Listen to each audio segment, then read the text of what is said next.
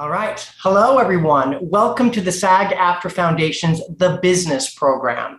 My name is Scott Hislop. I am a dancer. Dancers are my tribe, and it is for that reason I am so excited to lead this discussion with the best of our community. All of these people are deeply admired and revered.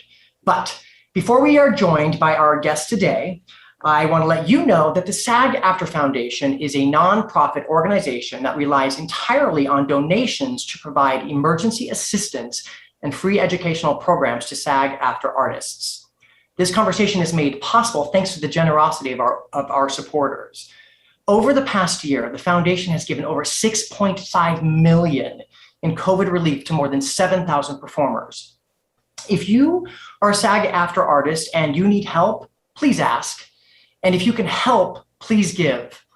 Information can be found in the description of this video. We thank you so much for your support.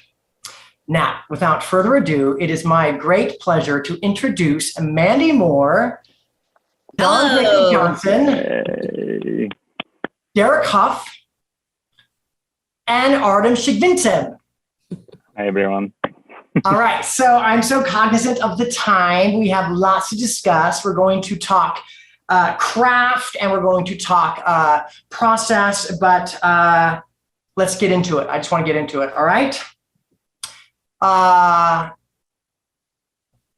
She needs no introduction, and anything I might say will just scratch the surface of her storied career. Her 2 Emmy nominations this year for outstanding choreography for both for scripted programming, both for Zoey's Extraordinary Playlist, take her final tally to 10 nominations total. She has 3 of those golden statues at home. She does films, big films. She does concert stage work. She does lots and lots of TV in all genres. And she just recently added esteemed director to her resume. I'm, of course, talking about Mandy Moore, AKA Samantha Joe. Well, that was quite an introduction, Scott. I feel like I should have tap danced in with like my hat, like glitter blue or something. All right, so Mandy, I think you're the perfect person to ask this because I want to talk about dance being the device that furthers plot and story. Yeah. So, Zoey's Extraordinary Playlist. Dance and song is an integral part of the heart of that show. And I want you to talk a little bit about your process of working with the director, working with the actors, so to bring the story through dance. Yeah, I mean, Zoey's, first of all, was like a gold mine for a choreographer. I was so lucky to be a part of that because, I mean, from the very beginning, Austin Winsberg, our showrunner, wanted dance to be a huge part of the storytelling, that it wasn't ever a point where we just like stopped down and danced for no reason with some great costumes and some fancy coverage. And he wanted to not only have dance help characters evoke emotion, but also talk or be able to take us from point A to point B within the scene or within the dance, which is a great musical, right? So that's how we make musicals.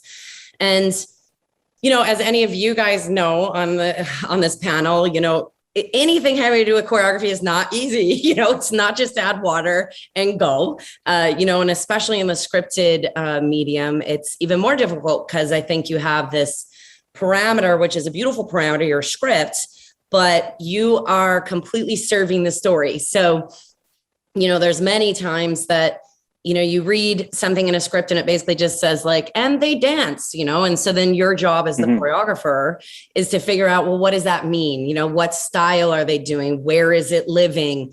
Is it unique to a certain location? Am I trying, what emotion am I trying to evoke? So, knowing that as a choreographer is a blessing and a curse, because then you're like, okay, here we go. And, we did, I think, 130 numbers over the 2 seasons. Wow. So my brain, I think by, after like 3 or 4, you're just like, okay, we're just going to go on this ride with it. But the process is very much, I think, like any of you guys, it starts with breaking down what you're supposed to do. You get your tracks. Who's in, you kind of know the who, what, where, when, why, like, where am I doing it in? Do I have ladders I can crawl on, or do I have, is it a wooden floor? Is it an ice skating rink? And then who's in it? And then The last thing is probably like, how much time do I have to do it? Because in a television schedule, we have 8-day turnarounds. So you're doing a new episode every 8 days. And so, sometimes the world of like what I would like somebody to do is just not possible in a 2-hour rehearsal. So, that kind of also lends into the whole creation of it. About how many numbers were you doing for each episode? We average between 5, 6, and 7 per episode. Wow. And they weren't all huge numbers. Some of them were just like a single actor in a space. They always had Jane, our lead. So, none of the numbers happen without her seeing them. So I also had to consider, how Zoe was seeing these numbers. And so we always had to like create and craft the camera to include her. So again, we weren't shooting coverage on Zoe's. It was the camera was always considered. We were shooting cinematic dance. And that was like, heaven from the top, and our pilot director, Richard Shepard, also was very instrumental in setting that language in the pilot. And then that obviously continued through the series. And, I got to create shots and I got to create dance for camera, which is, as all of the best, where it's not left in an editor's hands. It's not left in somebody else's hands. You get to craft the movement the way that you want to see it. So it was fun. And I should say, I'm going to move on, but I should say you got to direct an episode yourself, correct? I did. I'm a DGA member. What, you guys? Wow. How is that possible? Yeah. I directed episode 11 and it was, we'll maybe get to that later. I don't know. If not, whoa, lots to talk about, guys. It was awesome. and the great thing is because, so many dancers are watching this and it is possible, yes. That trajectory. So, yes. So, all right. Moving on. He's a film, TV, music video, and stage choreographer. He has worked on virtually all of the award shows. He is a first-time Emmy nominee this year in the scripted programming category for his work on Genius Aretha. And it's about time because he is a workhorse. He's consistently been doing the work on sets for a long, long time. He's a Los Angeles, New York dance industry legend, and he just happens to be one of the nicest guys in town. Here is Dondraico Johnson. Hi. That was awesome, Scott. I'm down for that. I love that one. Yeah, we haven't seen each other in so long, and it's just so good to see you. It's really good to see you. Well, and everybody, I feel like I've been on the back. I haven't seen nobody this pandemic, but hey, we here. We're here. Mm-hmm. So I want to ask you, how much research goes into taking on such a huge project such as Genius Aretha? And can you talk specifically about choreographing for a bio series where you take on the choreography of one of the most well-known icon of the ages? There was a lot of research actually, but I felt like the research didn't just start when I got the project. I almost feel like it's always been there because growing up in my house, I'm originally from South Carolina. So growing up in my house, Aretha Franklin's music has been playing since I have been like 2, I know. So it's always been there. So I was already familiar with a lot of the stuff. So it's almost like the perfect job for me. But I did do a lot of research because here and there, I was like, is this move during this time? I was trying to figure out, make sure my periods was right because the series covered a lot of movement. It was the 50s, 60s, 70s, and the 80s, and there were a lot of juke joints. There were a lot of church sings. It was a variety of things. And I almost felt like, it was actually a perfect job for me. I'm from the South. I grew up in the church. Church is heavy embedded in my system. It was heavy embedded in this docuseries about Aretha. Then the juke joints. I've been to a couple parties in my life, And when it comes to performing on a stage and all these things, so it was almost like a dream come true for me. And there were a lot of documentaries and things that I've watched, and a lot of her performances that I could find, even some in black and white, which was pretty cool because I was like, oh, this is awesome. And it was cool to do a show about an amazing artist, the Queen of Soul, who wasn't necessarily a dancer, but everything moved around her. And she had her own unique style because she was a church lady. And there's a thin line between church and circular music. And when you're trying to cross over, especially during that time. So it was a lot. I had a lot of things to pull from that I feel like my parents had already embedded in me, actually, because the pockets and the grooves and all that stuff I already knew. What about the responsibility? Do you have to just let that go? The responsibility you have to that you may or may not feel for taking on someone like Aretha, and certainly the responsibility of getting the moves right because it travels through so many decades. Yeah. Do you, that's something you just let go and brush off and just do the work, or do you feel that all the time? No. I couldn't definitely not brush that off, and I definitely felt really. She's the Queen of Soul, and everyone still, like my grandmother and my parents look at her, you know, she was there all the time. She was there, Janet Jackson, there, Taylor Swift. She was all those things to them. So the responsibility to get it right was like heavy on my shoulders, because not only was I getting it from, you know, for myself to make sure I did a great job, but I was getting it from the people that I was hiring. I was the leader of this project, so I had to make sure I guided these people the right way with the right movement for the right time. I was getting it from my grandmother, who was like, well, you know, we did this move back then. Make sure you got to put this in there. So the responsibility was, it was there. But I felt I was at calm and I was at peace with it, because it made me feel supported, even though my family wasn't necessarily on set with me. And everyone that I know that loves her, I know how much they admire her, and they're critical on the things you do with somebody like Aretha, because it's specific, you know, it's a specific thing. I can't go in there and do Tina Turner moves for Aretha Franklin, two different women, you know? So the level of intensity was high, but I was calm through the whole process. Oh, fantastic. All right, sit tight. I had fun with it. I'm coming back to y'all. I'm gonna get each of you a couple times. But I want to talk to another two-time Emmy nominee this year, both in the variety and reality program category for his work on the Disney Holiday Sing-Along and for Dancing with the Stars. If you're counting, which I am, this brings his total Emmy nominations to 11, just within reach of Debbie Allen herself, the record holder with 12. Two of those Emmys he owns. He is an actor, dancer, choreographer, author, director, and one of the best performers of his generation, period. He is, I gotta say, also who I think I look like when I'm feeling delusional. A household name that is Derek Hough. Hey, brother, thank you. Thank you for that introduction, man. I appreciate you. I see the similarity. I see it. Oh, you're being nice. You're being nice. So, you know, Derek, a large part of your work as for choreographing on Dancing with the Stars, say, is working with celebrities who are not dancers, but it is also about choreographing routines for yourself and for television, right? So there's this sort of juxtaposition of sort of honoring this amateur dancer and being beholden to them, and also entertaining the masses. Can you talk about how those two are squared together?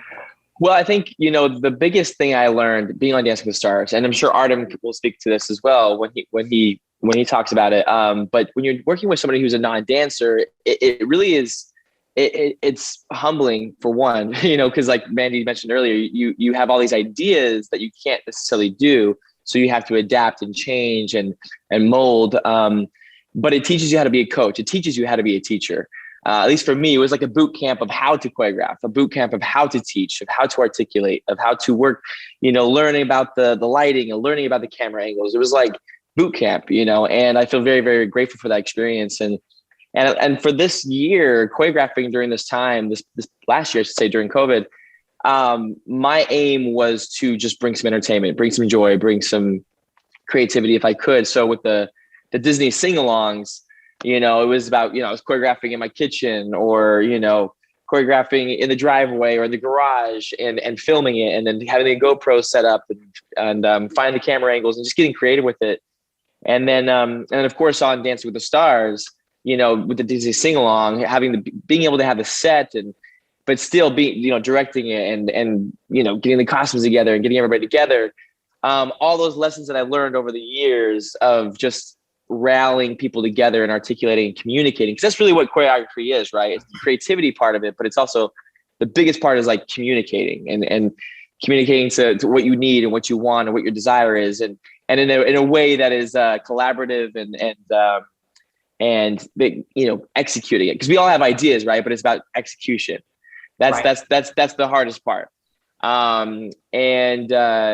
But for me, being on Dancing with the Stars, teaching somebody who's a non-dancer necessarily, but also figuring out their story. When I worked with Bindi Irwin, it was telling a story about her, her late father, or Amy Purdy, who was a Paralympian, working with her she has no prosthetic legs, and we're trying to figure it out. There's no handbook of how to do that, so we're just discovering it as we go along. But yeah, it was a kind of a crazy time, and it's an amazing show, and I'm just like so thankful to be a part of that show for so many years, and just to see the growth, but yeah, the original question was, what's the juxtaposition of working with a non-dancer than for myself? For myself, it's just selfish. It's like, what do I want to do? Like, what do I love? What am I inspired by? And I'm inspired by, Gene Kelly, Fred Astaire, of course. They're sort of my go-tos when I think about things that want to inspire me. And one of the pieces that's nominated this year was inspired by Gene Kelly's Warehouse scene, being sort of backstage and utilizing all the different elements. And I just love that. And actually I created the music with Ray Chu in his trailer one night after a show. And I just went in there, there's a video of it. And I was just like, I have an idea and I want it to be like this. And then it goes, and I'm literally just like beatboxing and just making these like trumpet sounds. And he's like, yeah, I got it. Thank you. That's good. And then, a week later, he has this whole orchestra. It's, and it's, I love creating the music as well from scratch. That's what I've done a lot lately as well with the Disney sing-along. That was a sort of I had a band create all that music. I worked with a band, and we built that music up from scratch. And then the song I did on Dance with the Stars, both of the routines, again, from scratch.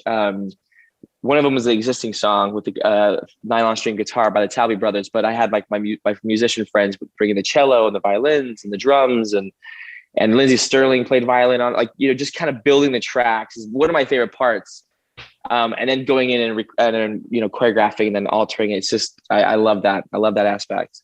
Well, I think you're so, you're so gifted. I've gone down many YouTube holes watching just your stuff throughout the years, and you're so gifted at working with your parameters, whether it is a Paralympian or whether you're dancing with Haley or whether you're dancing yourself. It's always top-notch entertainment.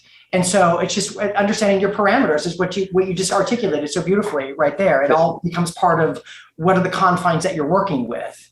And sometimes actually sometimes what it is just a blank slate. It's actually sometimes can be harder because it's almost like Apple TV, right? Where you're like, you just sit there scrolling and you don't actually pick anything. You just sit there for 3 hours looking for something to watch.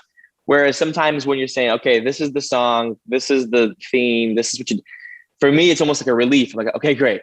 All right. Like now I know what I'm working with, and also it helps me get a little more creative in those situations as well.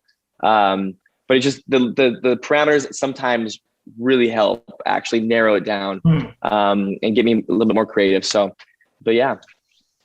All right. I want to bring in, of course, he is, dare I say, fan favorite, pro choreographer and performer from the juggernaut that is Dancing with the Stars. But before his 9 seasons competing for the Mirror Ball, he earned his stripes from Broadway's Burn the Floor, choreographing for the UK's So You Think You Can Dance, and competed many seasons on the hit British show Strictly Come Dancing. This year, he is a first-time Emmy nominee in the Variety and Reality Programming category for his work on the season finale of Dancing with the Stars, of which he and his partner, Caitlin Bristow, also won. He's also, and this is fun, a Guinness Book of World Record holder. Look it up. The brilliant Artem Chigvintsev. Thank you. Wow. He's in the World Guinness of Records. Yeah. Tell us real quick. What do you hold that for? So there is one step called Botafogo in samba, and apparently we had to do the most Botafogo steps in 30 seconds. I think I've done like 72, but I have to say There was no technique to it. It was just like, go and do it as fast as you can. That's what happened. So yeah, true facts. Thank you. Facts, hashtag facts. All right, so Derek did touch on this, but I want to really ask you about it because of your years on Strictly Come Dancing, Dancing with the Stars, of course. You have spent countless hours training non-dancers. And so I want you to talk about your process on day one. Here you are with your new partner, glazed eyes, they're terrified. Where do you start? What's your ground zero? I think just to do a certain amount of research on these people, what they're known for, how they as a personality, do they have a capability to move or dance or any type of counting the music, listening to the music. So there's a lot of criteria you have to go through it first. And once you figure it out, the barrier where they stand, then you can start to kind of like mold with the basic steps and see what they can do and what they can do. So it's a bit of a process, and it's always kind of hit and miss, because multiple times I had a situation where they're doing great in the first 2 days and then they're coming back and it's almost like starting from the beginning. So yeah. Or there's been a situation like, for example, with Patti LaBelle when she was my celebrity partner, that she actually wasn't great for the first couple of days, and then she came back and she was amazing, like she was doing steps. So it's just kind of finding out their personality and like break through what they need to do versus like what the expectation is, so Right. make them feel comfortable. I think that, stuff like that. I can go on and on and on and on. And every person's going to learn differently, and so you've become a master at figuring that out. It's almost even understanding the human condition and human behavior. I'm sure you start to understand more as you work with more and more people. Yeah, you're kind of like a psychiatrist, the best friend, and the dancer, and pretty much like part of the family. Like you become that person instantly. And the sooner you be that, the more successful you will be. I think that's how it works. That's actually a great segue into Mandy. I want to bring you in on this. Trust, building trust, right? So much of your job consists of building trust with the actor, and actors, as we know, are much more cerebral than dancers, and a lot of them can get very much in their head. So how do you disarm even the most self-conscious actor? I feel like it all boils down to the very minute that you meet them. For me, I always try to create like their first rehearsal needs to be the best rehearsal for me, because then they want to keep coming back and back and back, and they trust you. So that rehearsal is, I'm way into the vibe in the space. I have to be honest, like my dance studios at Zoe's are twinkly lights and like, there's no mirrors. I don't work with any mirrors because I don't want anyone to have any sort of like preconceived notions about what they look like, because they usually don't look good at first. And like I've found that if I have mirrors, even if I turn them away from the mirror, they're always worried about what they look like. So I go, no mirrors, twinkly lights, great lighting, some windows, cool paint. And like immediately from the moment they walk in, they need to know that I'm there to guide them, that they can trust me. I'm going to be honest with them. We're going to have fun. We're going to work really hard. And then you have them like hook, line, and sinker. Then they're with you the whole time. But I feel like if that's not established in the very like first time you meet them, it becomes a slippery slope of them feeling like, I don't know if I can come to rehearsal today, or like, do I look good doing that? And then they just question all the time. It's great. And you're so good at it. I mean, you're such a good cheerleader, but not in a blowing smoke sort of way. You also have that ability to, you're honest, but you make them feel, I've seen it many, many times in the room, you make actors just feel at home and comfortable and supported and safe. Yeah, you're their teammate. Like I always feel like I'm with them, like I'm going into battle with them. It's not about me standing on the mountain and being like, hope that goes well for you. Like I really feel like I'm in there with them. And when we're on set, it's the same thing.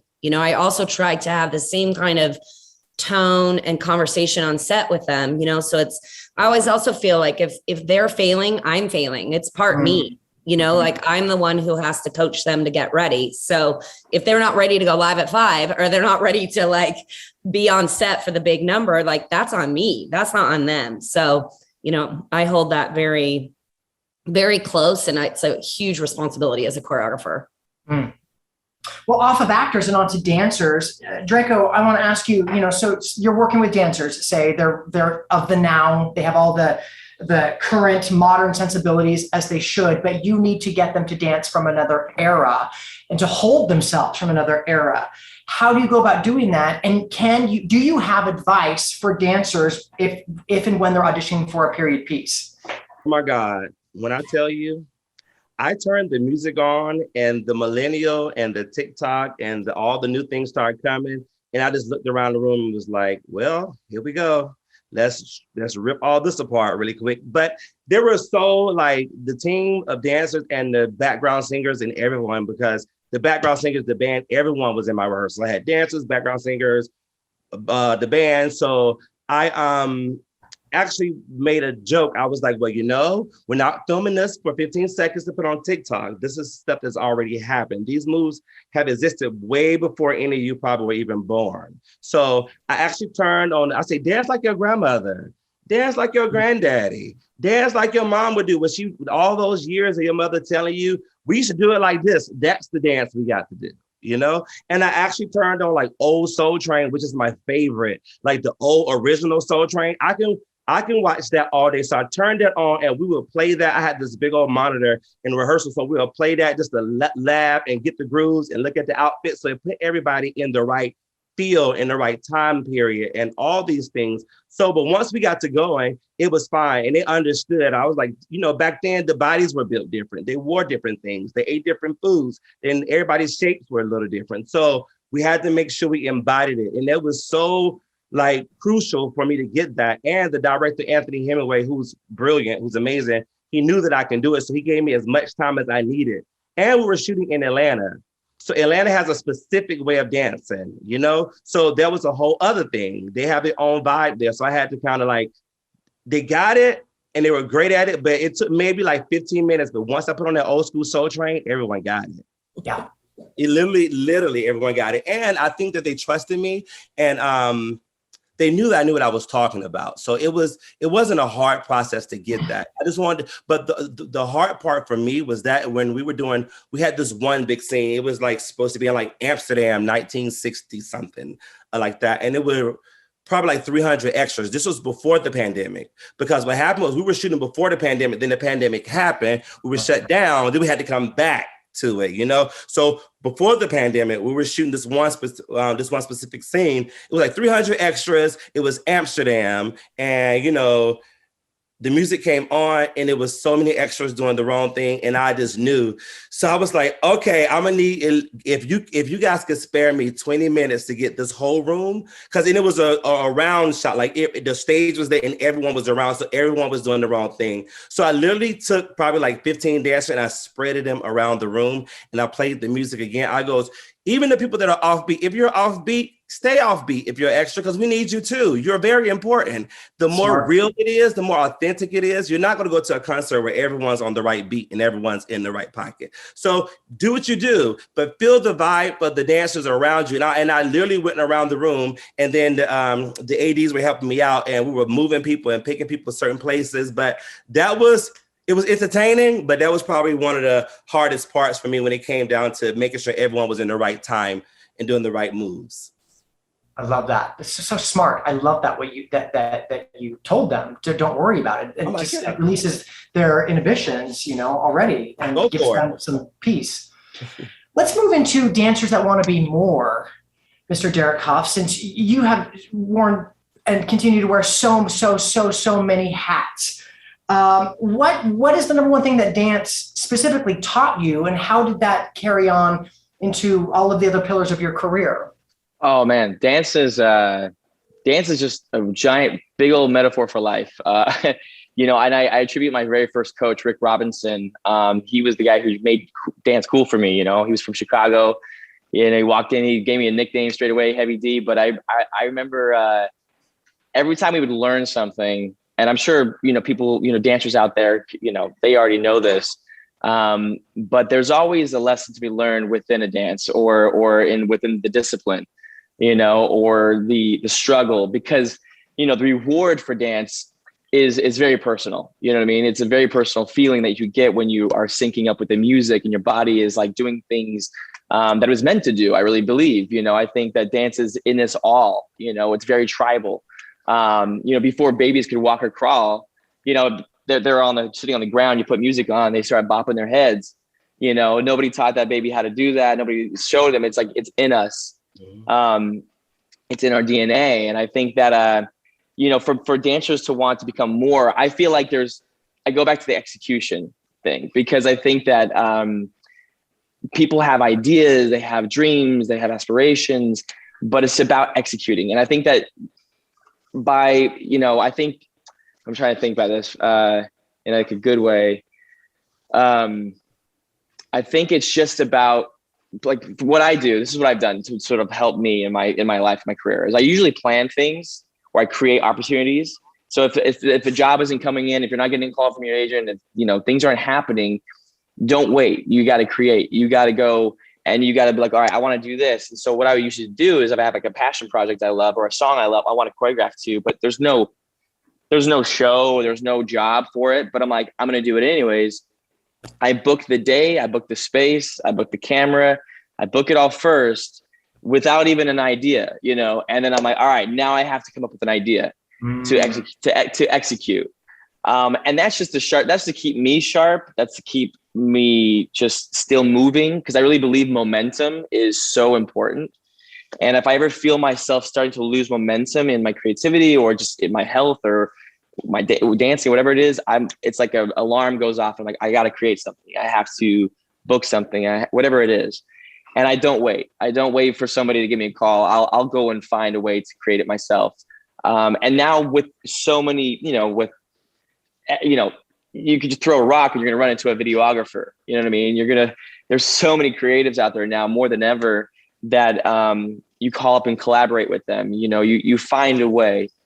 And at least for me, that's served me so much, because it'll be like I'll be dancing in my kitchen like I did last year or something. And then I get a call from Nick and RJ saying, hey, I need you to do a Disney sing-along thing because we saw you do this thing. And it's sort of like it's very serendipitous, a chain of events that happen. So I would definitely recommend, and I'd suggest, aspiring dancers out there and creators to continue and to create those opportunities. Don't wait for them. Well, the discipline that you're talking about, the self-discipline that you're talking about is remarkable. And I think a lot of dancers need to realize they have that already, and they just need to take that out and apply that to what it is, whatever else they want to do. And also, I think that just being creative, I think that there's a wonderful TED Talk by Ethan Hawke, a great actor, obviously, but he talks about creativity. And I love what he talks about, how, trying to do something good is the enemy of creativity, because it's like, it stops us in a sense, and it's the sense of just to create and just to go, and then you will find your rhythm, you'll find your calling, and your voice. And in dancing, I mean, in every aspect of my life, dancing has helped me, in so many ways. And I continue to learn new styles and new techniques, and and I love it. I love it. Beautiful. Speaking of wearing many hats, Artem, I want to know, and I'm sure the audience wants to know, about how much creative conceptualization, planning, production for each number of Dance with Stars you're personally involved with. We know that you're coming up with the moves, but do you have a say in wardrobe, in lighting, in camera shots? What's your part in all of that? Well, I think being part of the show like Dancing with the Stars, it has its own set its own bond. Just like, for example, lighting shots and certain directing shots, we not necessarily have too much of a control. We of course can ask and suggest and maybe ask hey, I would love something like this to be seen versus have my footwork. It's still gonna end up being up to director and up to the creative team what exactly is gonna happen. So I think our direct responsibility as of couple seasons, like Derek said before, once you're given certain structure, this is the song you have, this is the theme, for example, it's the 70s theme, then you can have better idea what you can create within those walls. And I think it's also very helpful for me because we limited with the ability what your partner can do. And sometimes it's a blessing and sometimes it's a little bit of a struggle. It could go either way. But once you figured out that formula and that structure, I think it's easier. So for me, when I go back to rehearsals on Tuesday, because Monday is the show, Tuesday is the first day of rehearsal. Well, first you've been given a song. I tend to listen to that song forever and endless amount of time. And I kind of envision certain moves maybe, or maybe certain feelings that I get from this specific sound or whatever that is. And you have like a structure that you come into the rehearsal. Not always that structure works, because once you start applying certain steps on your celebrity partner, you can kind of realize very quickly that that can work and that can't work, right? Another thing I find sometimes interesting is that you kind of also been given very limited time, as Mandy was saying, like, let's say you turn around 8 days. So you have to figure it out. Will you be able to perfect it certain steps where you think they should be, or should you change it and make it maybe simpler but more effective? So I think one of the biggest decision making, like specifically for me, once it comes down to, let's say, end of the week, like those decisions are so crucial, because it could potentially make the dance or break the dance. And you just have to trust your feeling and trust your gut. And even sometimes, like, let's say we have a camera blocking on Sunday and on Monday is the show day, you come out of the camera blocking and you can actually see the visuals of how your routine will look, because they shoot exactly the same way they're going to shoot on Monday night. And that's where it's kind of like it's strike, like, okay, I have to make a couple of decisions that I think I shouldn't, I didn't thought I would have to make, but now I have to adapt and make it work. So it's a kind of like you're living on the edge every single day. Yeah, you know, you're going to bed by thinking of, how can I make it better? You wake up, you teach, and you think like, okay, I think I figured it out.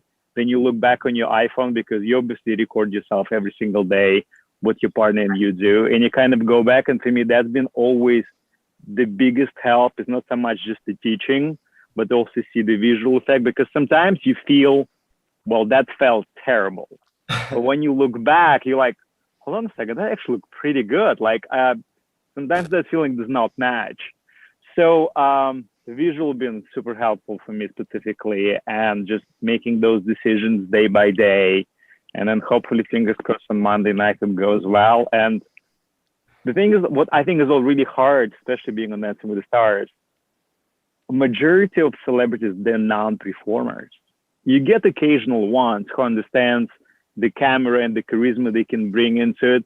Majority of, like, for example, if they're in sports, the less feelings you show, the better you are, right? So you kind of have to like figure it out as well. Are they going to react really well performing live? Like, will it be the same performance if you're doing just in the four walls, where it's so intimate and to themselves? So I think there's a lot of things you have to take into consideration once you do that type of gig. And yeah, there's a lot of hopes, you know, and you just go along and do your best as you can. I want to open up these next two questions to the whole panel. Since this is Zoom, maybe just do a little head roll before you talk, so we get that someone else is going to chime in here. But this is specifically for our audience, actors and dancers that are watching, SAG members that are actors and dancers. Anyone, this is about advice. How can actors best prepare themselves for movement or learning choreography, either for auditions or on set? Don't take a dance class and just bring yourself to the room. We will help you, because sometimes I think actors are like, well, I took 42 classes at Edge or whatever. And you're like, but what did you take? Because now I have to undo everything that you learned in that lesson. That's amazing. Yes. Yeah. I just feel like don't worry about it. We got you. And know your character, know the script, for me, at least. Mm-hmm. Yeah. Oh my! I just ran into that situation, Mandy. The actor came in, was over rehearsed and it was over rehearsed and overdone in the wrong way. I'm like, that's all the way wrong. But and you try not to, like Mandy said, you have to build the bond with these actors and trust. They have to learn to trust you. And they come in and someone's taught them this choreography already that they trust. So you have to kind of undo that and then fix what it. And it's like it's taking more time to undo it and fix this if you just would have came in and just let us do it. Yeah. All right. What about this? And Derek, you might want to take the lead on this. Sure. What advice do you have for dancers who want to hone their acting skills? Oh, Dancers can overact. Yeah. Hey, you know, again, I think it just comes into if you really love it. I think that's the first question you ask, I think, because I've come into situations, even with myself, where it's sort of like, hey, you should do this, you should be this, you should be that. And I'm like, oh yeah. And you go for it. And then down the line, you realize like, oh, actually, I don't really want to do that. That's not really my passion. That's not really what I love to do. And so I think it's important to distinguish and to really ask yourself, you know, do I really want to be an actor? Do I really want to be a dancer? Or is it just something that I feel like I need to do because everybody else is doing it? You know, because I found that, you know, and I found that my passion, I love performing live. I love creating live. I love that live feeling, even if it's on television, you know, that live performance. I enjoy acting. I enjoy doing things like that, but it's not my first passion, my first love that I like to do, you know? So if there's something right, then of course I would love to be a part of it and to create, but I don't feel but it's also important to ask yourself the question, is this really what I want to do? And if it is, then by all means, jump into it, you know, 100% and immerse yourself, because immersion is what it's all about for anything, right? When you immerse yourself. A good example is, you know, if I want to play guitar, if I have, you know, an hour lesson once a week, it's going to take me a long time to become a good guitar player. But if I'm really serious about being a good guitar player, I'm going to have 3-4 hours a day for a month. My learning curve is going to be exponential. It's going to be insane. And that's what happens on Dancing with the Stars, actually, with a lot of these celebrities. People are like, wow, I can't believe like they get so good so quick. Like, well, I mean, we're with them 5 hours a day, 7 days a week for 3 months. You know, imagine if that's what you did, you know, with something that you're passionate about, you know, if you immerse yourself completely into something. So that's what something I would suggest is complete and total immersion into whatever that you love and whatever you're passionate about. Mm. Derek, that was when I tell you, he nailed it, because then the answer was perfect, because I also am someone who acts as well. And when I first started, I was on the fence every time. I would do a little bit of this and I do a little bit. And it was kind of like, I never gave myself enough time to really focus on one and execute it all the way to my best ability. I was cheating myself. So for any dancer that's trying to become an actor, just don't cheat yourself. And like you said, you have to immerse yourself in it. You have to. In order, if you're not, you're going to cheat yourself and you're going to be looked at as mediocre. And what we don't want as dancers that are crossing into acting, to go into a room and you say, oh yeah, I dance, and they cancel you out already, because so many not mediocre, but like so many people came in unprepared and not immersed in the craft enough to try to get those gigs. And you're going against people who've been doing this for years, and this is what they're studying, this is their passion. So you're going against that, but you haven't really committed yourself to this new craft that you said that you want. Like Derek said, you have to love it. You have to really, really know that it's for you. Yeah, because we know as dancers, you know, we know it takes hours and hours and hours and hours and hours and hours of training. And then if you look at it, you think, well, how much did I put into acting or something, you know? And you think, and if you actually like compare them, you'll probably find that you put more hours into dancing. So it's just putting the hours in, putting the time in. There's no substitution. There's no substitution for training, for learning, for all that, you know, especially in the professional world. Yeah. And I think, you know, and maybe this goes without saying, but I think, you know, we're talking about dancers transitioning into acting. Obviously, this lends itself to dancers transitioning as to choreographers, but dancers we know so many that have gone into production, behind the camera, to casting, to photography, to writing. So I think, you know, I just want to say that discipline is discipline, and to immerse yourself in whatever you do, you know, because we know that you can't dance forever. You can try, and I certainly know lots, and you do too, lots of people that have made a valiant effort at it. But, you know, at some point, the body's like, no, you can't do it. And to just immerse yourself in whatever avenue and use your history as a dancer. And I think that because we all are dancing and we all are multi-talented, we have more than one talent. So sometimes all those amazing skills that you have, sometimes they can overcloud each other. You don't know which one to pick from. But I feel like if you just let your life will guide you in the way that, and you'll be directed in the right path, and the decision will, and the opportunity will come when everything's aligned up for you. Yes. Okay, last one. This is a rapid fire question. All right, so it's just a real quick answer from you, each of you. All right, starting with Mandy. Your next Emmy win would come with your next Emmy win would come with big bragging rights. Most Emmys ever won by a choreographer, no pressure. Woo-hoo. So I'll just ask you, where would you place your 4th Emmy? Next to the other 3. Which is where?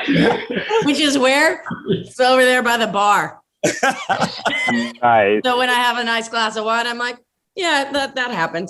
You have a glass of wine with the ladies over there. Yeah. The ladies. All right, Draco. The #1 difference in choreography moves for TV and film versus concert stage is? Oh my God. Concert stage, you have to dance for the people in the nosebleed seats, way in the back. For TV and film, you have to perform for that camera. If that lens is not catching it, and if it's the wrong angle, you have to adapt to that camera and make sure that move is correct. So there's a complete difference. Did I answer that right, Mandy? You killed it. Derek, how in the world did you approach choreographed routine for something like Jingle Bells, which is so well known? Oh, how do I? Well, I approached it by re-recording it, the music, the way I wanted to hear it, and rock and roll, a little rock and roll, a little fun. Yeah, that's about it. But I will just say one thing real fast. That just this is not the question, but I always find that like getting hurt is a good luck charm. Whenever I've heard of these pieces. Whenever something goes wrong in one of these routines, it's usually a good luck charm. So right before we went live on Dance with the Stars, not for the Jingle Bell one, but this other one, the tap dance one, my foot went through a crate and my shin was bloody, and the whole crew were coming around. They're trying to like fix the box, nail it together because I'm jumping off this thing, and we're like, all right, 10 seconds. And I'm like, I'm like wiping off the blood off my shin, and they have to go live. And usually I'd panic about that, but I was like, oh wait, that's good luck. This is good luck that I've just got hurt and we're about to go live. And that wasn't the question at all, but it's just something that popped in my head. How I just realized that all these pieces, something terribly went wrong and I got hurt and it was good luck. So that wasn't the question. I'll be back. I'm going to body roll out of this. I just get in my head though. Sorry. Artem, as I mentioned before, you are the reigning mirror ball champion. At the time of this taping, they have not announced who's going to Dance with the Stars, but if and when you return, what is it that you want all of your competitors to know? That's a very deep question over there. You know what? I think show like Dancing with the Stars become part of your life, especially being on it for quite some time. And I just want for all the dancers, for all the professional dancers who is coming back, to really take it in and make every single season count and make every single season like it's the last season, because you never know when this opportunity is going to end. And it's certainly a big blessing being part of it for so many years. So just be blessed that you have a job and you create and do what you love. Be in the moment. Yeah, beautifully said. Be in the moment. And with that, this has been so fun and informative. On behalf of the SAG-AFTRA Foundation, I want to thank all of you, Mandy, Dondraico, Derek, and Artem, for sharing your experiences, process, and craft with your fellow performers. Listen, dancers and choreographers are so much more than the moves they create or execute, and I'm glad this audience got to see that. Speaking of, I thank all of you who tuned in today. I know you got something from this dream panel. I certainly did. Whether you dance for a living or a dance for fun, just keep dancing. All right. Thank you. Goodbye, everyone. Thank you. Thank you. Thank you.